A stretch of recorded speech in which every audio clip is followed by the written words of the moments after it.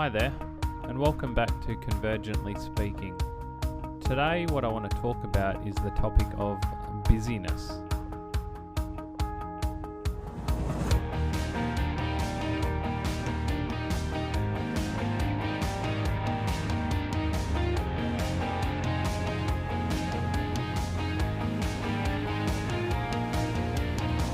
I've called this podcast Bowing Down at the Throne of Busy because I think it sums up really well one of the unspoken of, unacknowledged religions or idols of specifically Western society.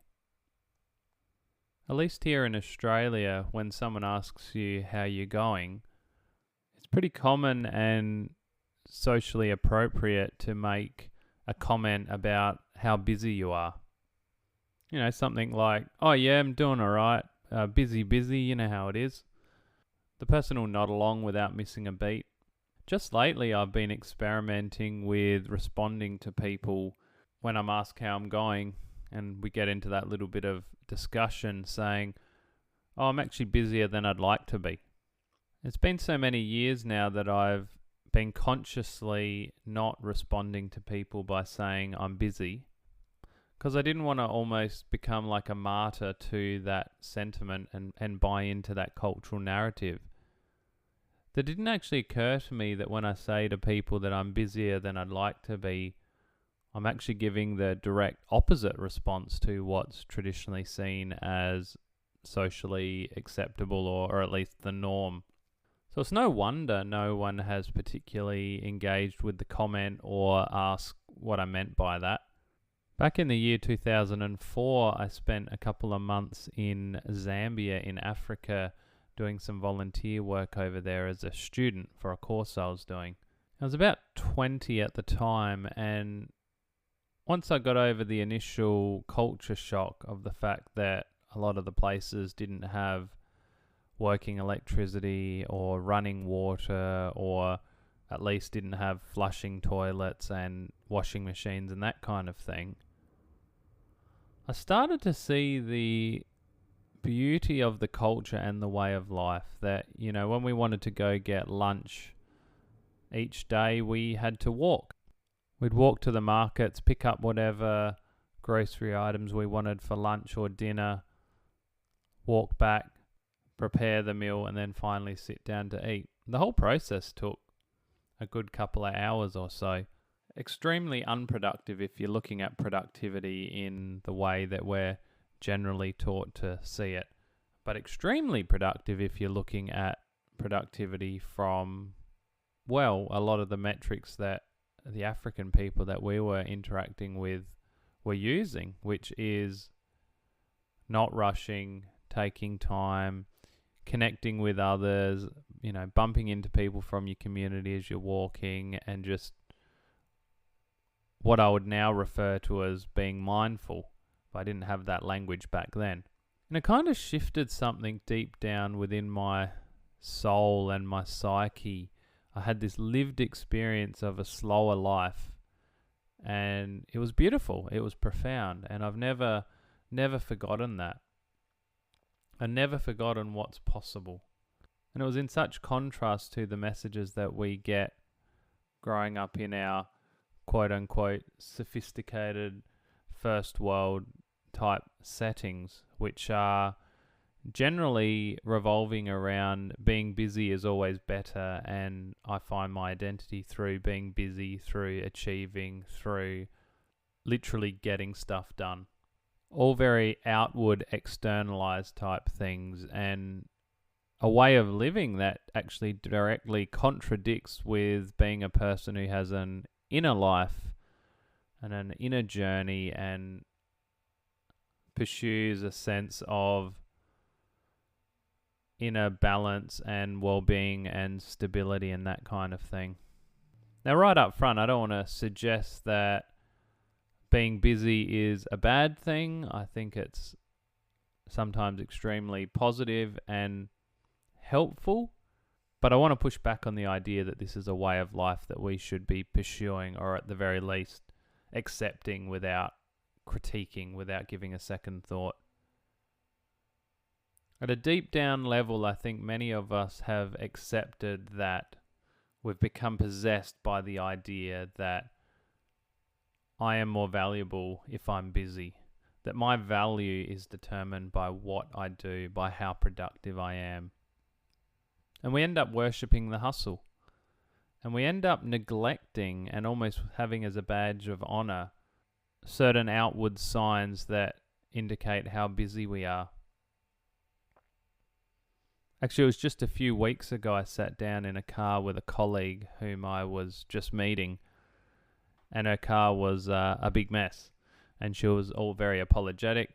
I wasn't too fussed that her car was a big mess, but I was a bit disconcerted by her explanation, which was that she was working a lot doing this job, and that she also had a second job that she was working in addition, and so she hadn't had time to clean her car and tidy up and that kind of thing. And I actually just looked at her and politely said, "Oh, why are you working so much?" And I could see it really caught her off guard for a second. She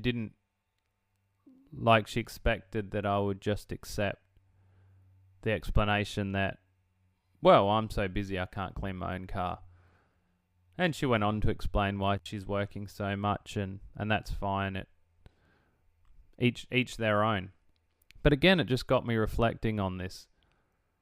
It's okay to be busy, and if you're not busy, and if you set boundaries, and if you pursue a bit of self-care or just downtime, having a bit of fun, then that's seen as lazy or unproductive or less valuable, less valid, a less valid way to spend your time.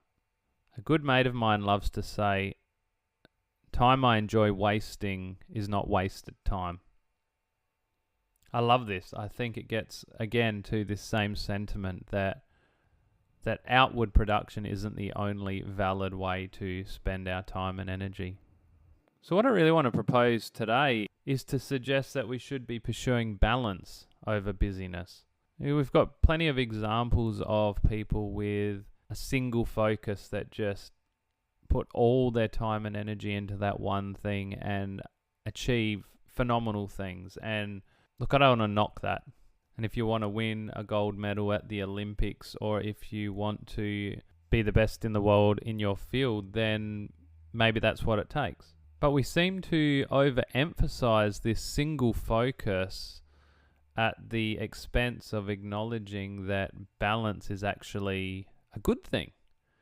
That going home from work at 5 at knock-off time, so that you can see your family, so that you can get jobs done around the house, so that you can get to bed at a reasonable time, so that you can get enough sleep, so that you can wake up refreshed again the next day, and so on and so forth, is actually positive. That you're not a bad employee if you're not leaving the office late and then doing an hour or two of emails and stuff in the evening.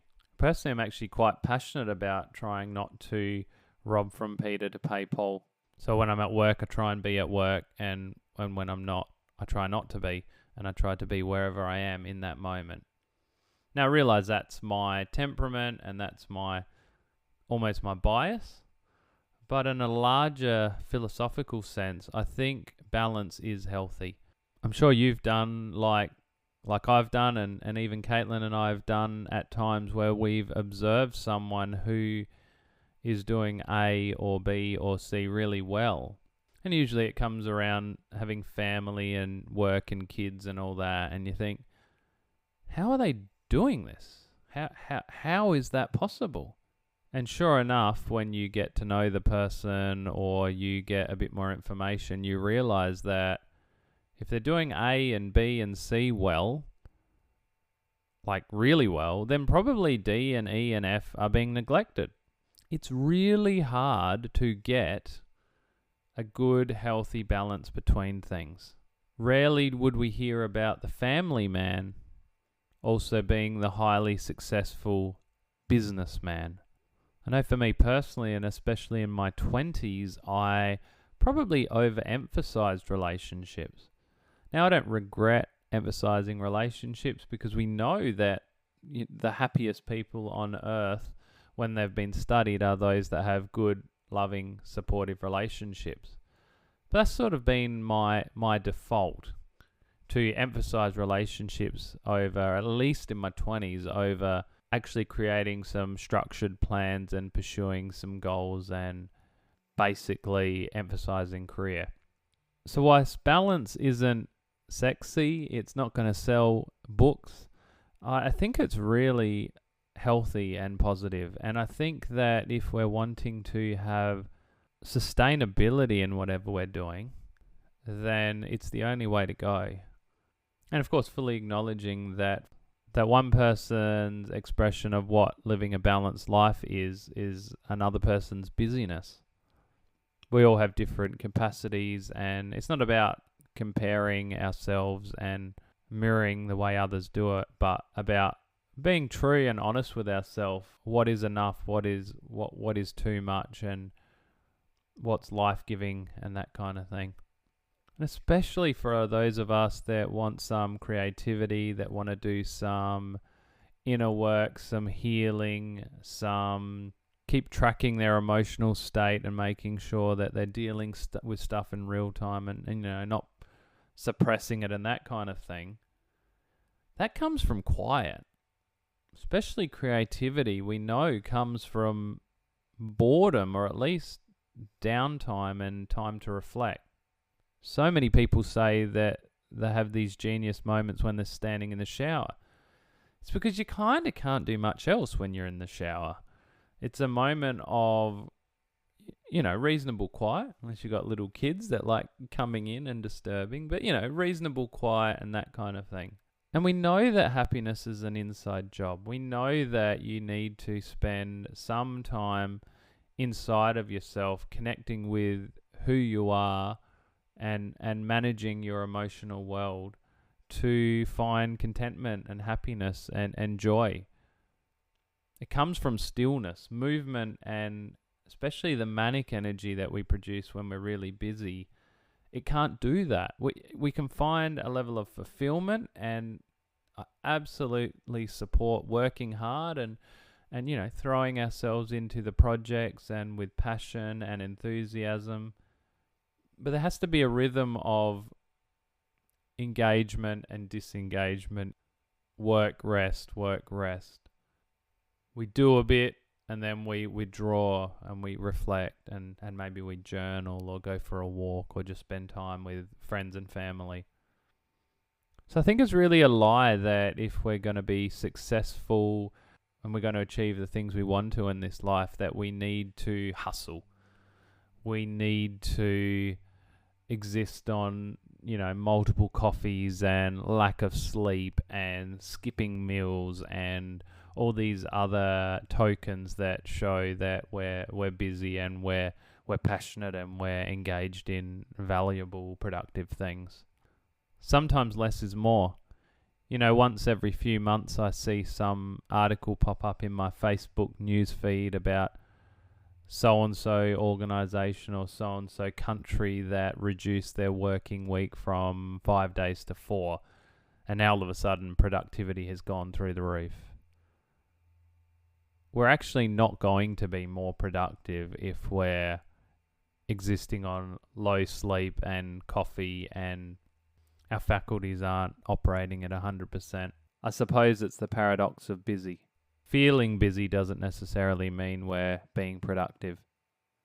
So I want to suggest, if you're authentically wanting to pursue personal development and growth, that you take a moment and look inside and check out whether you are bowing down at the throne of busy.